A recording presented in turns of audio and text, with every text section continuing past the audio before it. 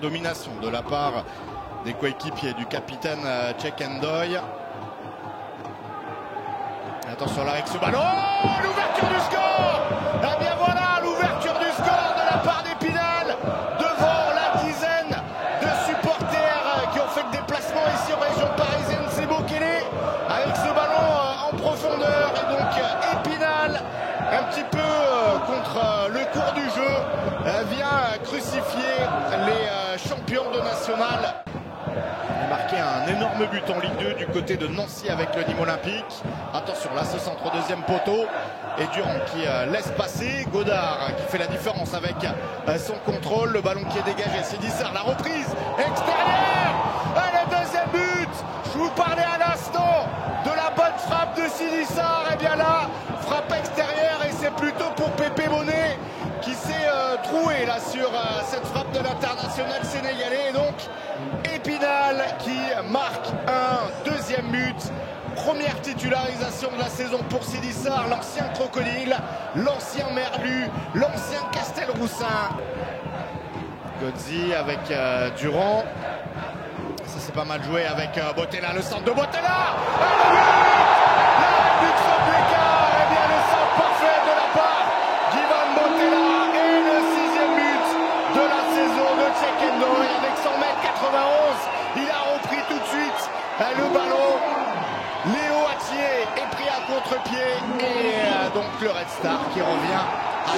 Je vous disais pour le suspense de cette rencontre, eh bien 4 clubs gagnés 2 titres de champion. Corner, c'est bien joué. Et ça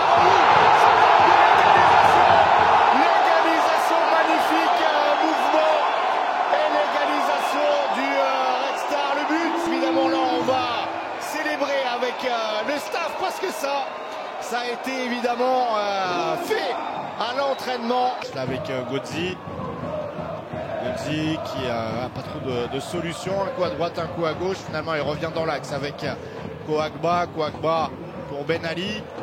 Ben Ali il va peut-être aller chercher le centre là, centre contré.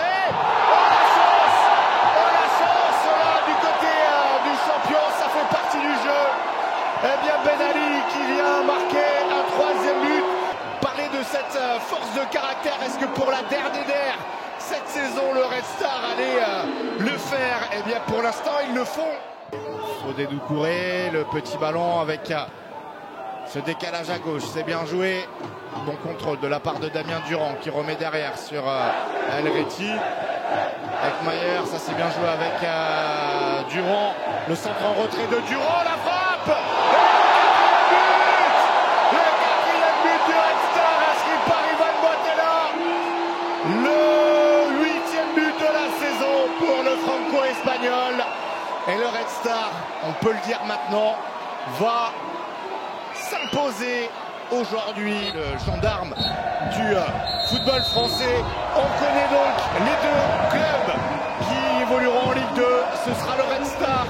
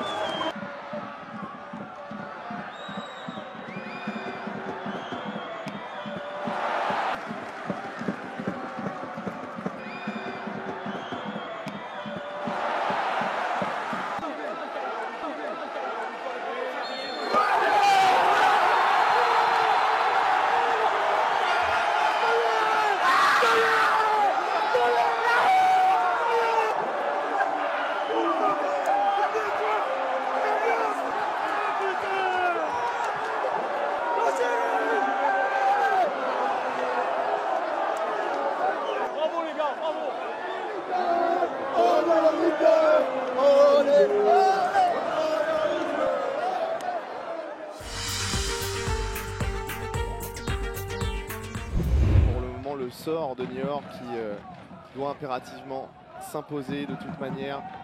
Ne pas calculer avec pourquoi pas ce débordement sur le côté gauche, le ballon en rentrée à l'entrée de la surface, la frappe du gauche, elle est arrêtée, et voilà derrière le but pour Niort qui pourra être tellement important, le but de Marc Saint-Chaud qui va aller célébrer devant les 150 supporters niortais qui ont fait le déplacement, on en parlait il y a quelques secondes. Ça c'est bien joué de la part de Matteo Remars qui a fait une première différence. Ou attention. Oh, attention, il y a un très vilain geste, carton rouge pour Matteo Remars qui venait d'entrer, il a laissé traîner le pied sur Ekole Manga, une action qui avait bien commencé Samuel mais qui s'est très mal terminée et qui va compliquer fortement la vie des joueurs d'Avranches.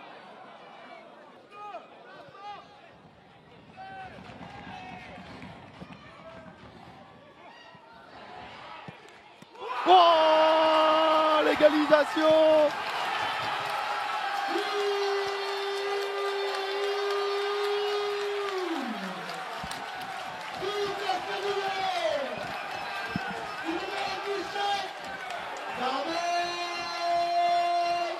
Damon Bansey qui change tout ce but, alors pas forcément pour Avranches, mais surtout pour Niort, parce que désormais les Chamois, qui n'ont pas réussi à inscrire le but du break, eh bien doivent absolument remarquer au moins une fois.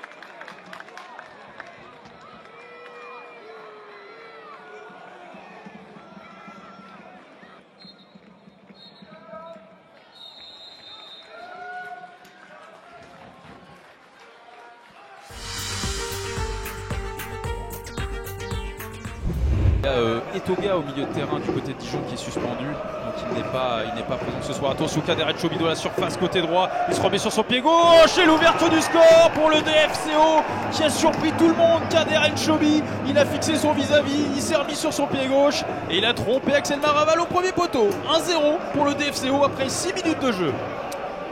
Là on a vu toute la qualité d'un Chobi, mais surtout c'est Marié qui au départ est capable par le dribble de déséquilibrer. Chobi est gaucher. Trouve Jordan Marié dans la petite passe magnifique, El Kamali, le dribble, son bar à Laval, 2-0 pour le DFCO. Quelle action des Dijonnais et le dribble magnifique de Ryan El Kamali pour doubler la mise et battre Axel Maraval 2-0. En tout cas c'est une sacrée pioche. Et attention, le face-à-face remporté par Saturnin Lagbé. Oh, quelle occasion pour le FCRO avec Bézé-Camille qui s'est retrouvé absolument seul face au gardien béninois et qui finalement... Bendia qui fait une superbe passe. Corner de Jordan Marié, le capitaine dijonnais. C'est repris 3-0 du DFCO sur ce corner parfaitement botté par Jordan Marié. C'est Zoran Moko qui vient tripler la mise. Moko avait un temps d'avance, c'était Champ. Il défend en courant vers son but et forcément ça laisse Moko un peu plus seul. Et là on vient de voir carton rouge pour Lopi a priori. Duchamp, il y a Fofana à côté gauche qui est alerté, qui va rentrer dans la surface. Le centre fort et le 4e but dijonnais. C'est Alexandre Parsemin qui alourdit la note. 4-0 pour le DFCO ici à Robert Diochon. Médusé pour Walid Nassi en retrait. Oh, c'est penalty pour le DFCO. Une main dans la surface, le duel, la course d'élan, les petits pas d'ajustement. Et 5-0 pour le DFCO, le 10e but de la saison de Zakaria Daouche. Et le DFCO qui se dirige.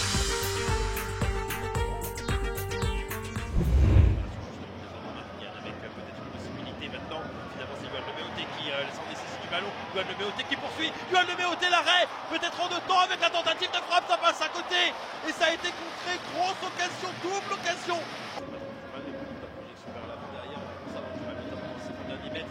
Là, c'est peut-être une occasion justement avec la tentative de frappe. Oh là là là là.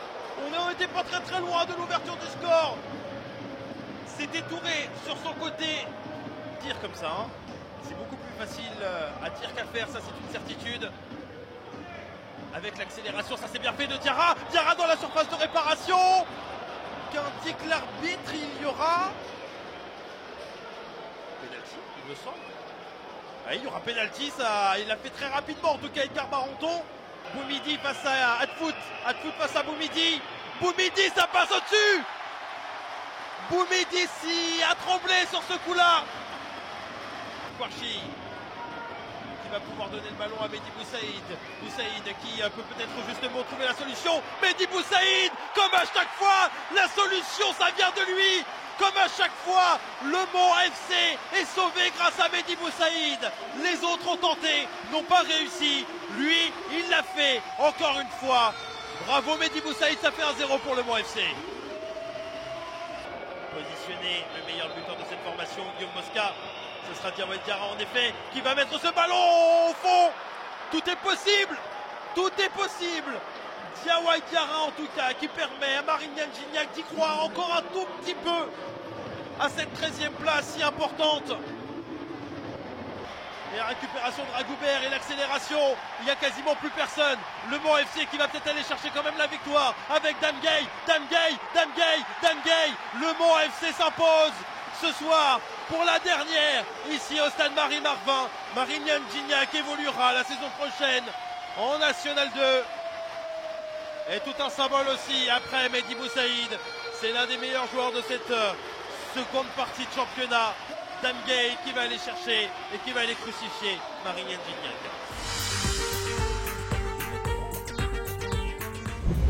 Jean-Pierre. Attention, la remise dans l'axe avec la récupération pour le maître qui arrive à jouer avec Keloda. Keloda à l'entrée de la surface de réparation. La frappe de Keloda. Le but. L'ouverture du score de Rambo qui était là. Thibaut Rambo pour récupérer cette frappe magnifique de Keloda. Récupéré par le lanceur orléanais, pardon. Le ballon dans la surface de réparation à Cassou. Et le but. Et la légalisation d'Orléans. Voilà, sur ce ballon qui semblait pourtant anodin au départ. Une mauvaise appréciation des joueurs de Gaulle.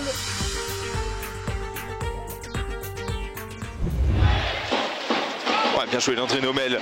Enfin, on le voit provoquer sur son côté gauche. Zakaria Benguedouche sur son pied gauche. Quel arrêt d'Ousmane Ba, ça revient derrière pour Othman Shraibi.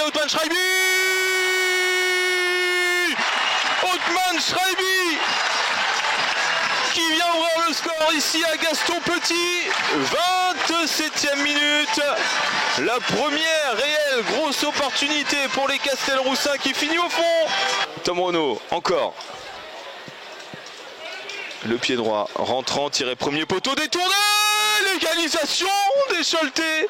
Ça fait un partout ici à Gaston Petit. Et c'est Monsango, j'ai l'impression, qui vient égaliser ce corner tiré premier poteau. Et Monsango qui vient couper, qui vient surprendre Brice Cognard. Et là c'est la super, on était dans l'euphorie. Aliou Dembélé qui va pouvoir enclencher la contre-attaque, c'est du 4 contre 3. Aliou Dembélé, bien joué, la passe pour Najim. Jarjou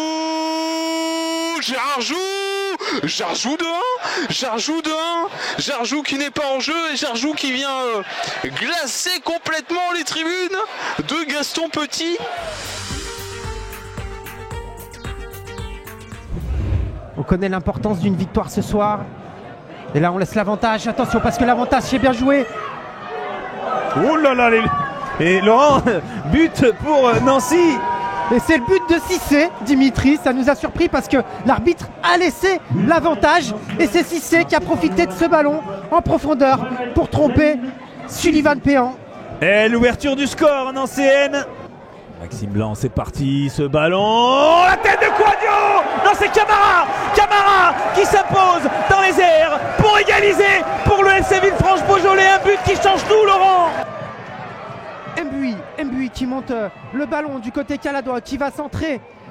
Et c'est Camara qui récupère ce ballon. Camara qui tente sa chance. Oh, quel but! Quel but de Camara dans la lucarne!